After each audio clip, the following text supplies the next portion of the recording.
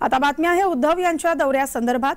उद्धव हे छत्रपती संभाजीनगर दौऱ्यावर आज असणार आहेत आणि एकाच दिवशी उद्धव यांच्या 4 सभा पार पडणार आहेत। यावेळी लोकसभेसाठी उमेदवाराची घोषणा करण्याची शक्यता आहे। गंगापूर, वैजापूर, कन्नड आणि टीव्ही सेंटर इथं 4 सभा उद्धव यांच्या होणार आहेत। या सभेदरम्यान उद्धव नेमकं काय बोलतायत याकडे सगळ्यांचं लक्ष असणार आहे। आगामी लोकसभा निवडणुकांच्या दृष्टिकोनातून उद्धव यांचा हा दौरा महत्त्वाचा मानला जातोय। या छत्रपती संभाजीनगरच्या दौऱ्यादरम्यान उद्धव हे 4 सभा घेणार आहेत। या सभा दरम्यान लोकसभेसाठी उमेदवाराची घोषणा करण्याची ही शक्यता वर्तवली जाते।